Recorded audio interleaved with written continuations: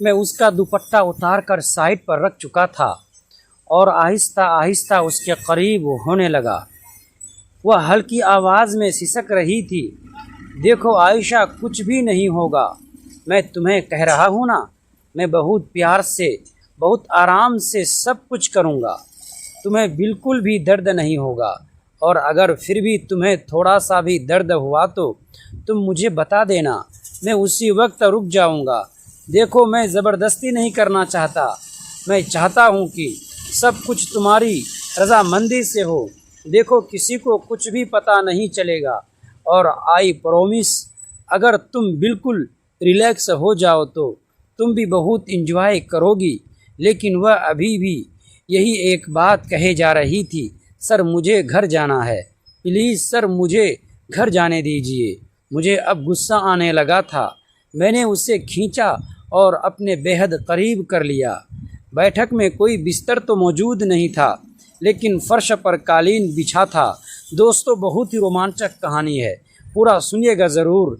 दोस्तों, वीडियो में आगे बढ़ने से पहले एक छोटा सा रिक्वेस्ट है कि वीडियो को लाइक और हमारे चैनल को सब्सक्राइब कीजिए और प्यारा सा कमेंट अभी ज़रूर कर दीजिएगा। दोस्तों, चलते हैं आज की कहानी की तरफ। मैंने सोफ़े की एक गद्दी खींच के फर्श पर रख दी और आयशा का सर उस पर रख दिया। वह अपनी आंखें सख्ती से भी चुकी थी। फर्श पे वह बिल्कुल सीधी लेटी हुई थी और उसका अंग अंग मुझ पर वाजे था। मैंने पहले अपने आप को कपड़ों की कैद से आज़ाद किया और फिर हेलो दोस्तों, स्वागत है आप सभी का हमारी एक और रोमांचक कहानी में। उम्मीद करता हूँ कि आपको ये कहानी बेहद पसंद आएगा। तो चलिए कहानी शुरू करते हैं। मैं अपने घर की बैठक में बैठा अपने स्टूडेंट का इंतज़ार कर रहा था। मेरे पास एक मोहल्ले की 3 लड़कियां पढ़ने के लिए आती थी। मैं अपनी पढ़ाई मुकम्मल कर चुका था और अपना गुजारा चलाने के लिए ट्यूशन दिया करता था। वो लोग शाम को 4 बजे आती थी और अब 3:30 हो चुके थे। मैं थोड़ी देर पहले ही बैठक में आ जाया करता था। बैठक हमारे घर के अंदर ही थी और उसका एक दरवाज़ा गली में खुलता था। वो लोग वहीं से आती थी। मैं मोबाइल इस्तेमाल करता रहा और पता भी नहीं लगा कि कैसे आधा घंटा गुजर गया। सबसे पहले आयशा आई। वो बहुत ही खूबसूरत तरीन लड़की थी और मेरी नज़र उस पर कब से थी, मगर वह तो मुझे घास ही नहीं डालती थी और हर वक्त अजीब से अंदाज में रहती। वह हैरान होकर इधर उधर देख रही थी। पहले वह कभी भी इतनी जल्दी नहीं आई थी, या शायद आज दूसरी लड़कियां देर कर रही थी। सर, मैं घर चली जाती हूँ, जब तक दूसरी लड़कियां आ जाए तो फिर मैं आ जाऊँगी। वह आते के साथ ही यही कहने लगी तो मैंने उसका हाथ पकड़कर रोक लिया। वो अजीब नज़रों से मेरी तरफ देखने लगी। नहीं आयशा, तुम बैठ जाओ, मैं तुम्हें पढ़ाना शुरू करता हूँ। कल तुम कह रही थी ना कि तुम्हें एक सवाल की समझ नहीं आ रही। मैंने जल्दी से उसका हाथ छोड़ते हुए कहा तो वह मुझसे ज़रा दूर होकर खड़ी हो गई।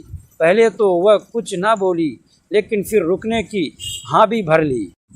जी सर, मुझे एक्सरसाइज 4 की बिल्कुल भी समझ नहीं आ रही है। आप फातिमा और जैनब के आने से पहले मुझे वह समझा दीजिए। उन्हें तो वह सवाल आते हैं। वो बोली तो उसकी आवाज़ से लग रहा था कि वह घबराई हुई है, लेकिन फिर भी वह बात कर रही थी। हाँ वही तो मैं कह रहा था कि तुम समझ लो, ताकि 1 हफ्ते बाद जो मैंने टेस्ट लेना है वो अच्छा हो जाए। पर तुम्हारे नंबर भी तो आजकल अच्छे नहीं आ रहे। मैंने कुर्सी पर बैठते हुए कहा।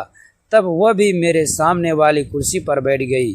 हमारे बीच में एक मेज थी जहाँ पे उसने अपना बैग रख दिया।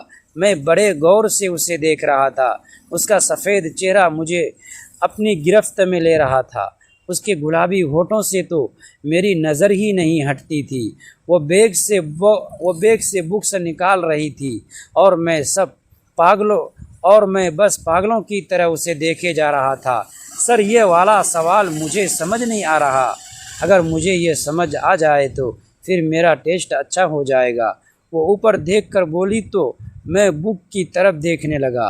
वो मुझे अपनी तरफ देखता हुआ नहीं देख पाई थी। मैंने उसके हाथ से किताब ली और वह सवाल देखने लगा। अरे ये तो इतना आसान है, मैं 2 मिनट में समझा देता हूँ। रजिस्टर निकालो। वो 12वीं क्लास में थी और मैं कब की ग्रेजुएशन मुकम्मल कर चुका था। उसने रजिस्टर और पेन मेरे हवाले किया तो मैं उसे सवाल समझाने लगा। सवाल समझाने के बाद वो सवालों की प्रैक्टिस करने लगी और मैं दीवानावार उसे देखने लगा। अब दूसरी लड़कियां भी आ चुकी थी, मगर मुझे उनमें कोई इंटरेस्ट नहीं था। मुझे तो सिर्फ़ और सिर्फ आयशा अच्छी लगती थी। मेरा दिल चाहता था कि मैं उसे हासिल कर लूं। मैं जवान था, मेरी उम्र भी अब बढ़ती जा रही थी, लेकिन मेरे घर वालों को मेरी शादी का कोई होश नहीं था। वह तो ना जाने किन चक्करों में मशरूफ़ थे। अभी मुझसे एक बड़ी बहन भी थी जिसकी शादी करनी थी और माँ को मेरी शादी से ज़्यादा उसकी फ़िक्र थी। अब मेरी उम्र पूरे 30 साल की हो चुकी थी और मेरे जज्बात मेरे काबू में नहीं आ रहे थे। मेरा दिल चाह रहा था कि मैं आज ही आयशा से अपनी ख्वाहिशों को पूरा कर लूं, लेकिन यह सब इतना आसान नहीं था जितना मैं समझ रहा था। वो लड़कियां आई तो पढ़ाई शुरू हो गई। वो दोनों 11वीं क्लास की थी, दोनों ही बहनें थीं। 2-2.5 घंटे पढ़ने के बाद वो वहाँ से चली गई और आयशा भी उनके साथ ही चली गई। जब वो पढ़ाई मुकम्मल करके चली गई तो मैं घर के अंदर आ गया। कमरे में कुछ पल के लिए गहरी खामोशी छा गई। आयशा की आंखों में झिझक थी, लेकिन साथ ही भरोसे की एक हल्की सी चमक भी दिखाई दे रही थी। उसने अपनी बेगी पलकों को उठाकर उसकी ओर देखा। वो मुस्कुराया, लेकिन इस बार उसकी मुस्कान में कोई जल्दबाजी नहीं थी। अगर तुम्हें जरा सा भी एहसास लगे तो हम यहीं रुक जाएंगे, उसने धीमी आवाज़ में कहा। आयशा ने गहरी सांस ली। उसका दिल तेज़ी से धड़क रहा था। नई ज़िंदगी की दहलीज पर खड़े दोनों के लिए यह पल किसी परीक्षा से कम नहीं था। उसने धीरे से उसका हाथ थाम लिया। मुझे डर लग रहा है, आयशा ने लगभग फुसफुसाते हुए कहा। डरना स्वाभाविक है, उसने जवाब दिया, लेकिन मैं चाहता हूँ कि हमारी हर याद भरोसे और सम्मान से शुरू हो। उसकी ये बात सुनकर आयशा के चेहरे पर हल्की मुस्कान आ गई। कमरे की खिड़की से आती ठंडी हवा ने माहौल को और शांत बना दिया। दोनों कुछ देर तक बिना कुछ कहे बैठे रहे, अपने अपने भविष्य के बारे में सोचते हुए। उस रात उन्होंने जल्दबाजी करने के बजाय एक दूसरे को बेहतर समझने, बातें करने और अपने रिश्ते को और गहरा बनाने का फैसला किया। देर रात तक वे अपने बचपन, सपनों, परिवार और आने वाले कल की योजनाओं पर बातें करते रहे। हर बातचीत के साथ दोनों के बीच का संकोच कम होता गया और विश्वास पहले से कहीं अधिक मजबूत होता चला गया।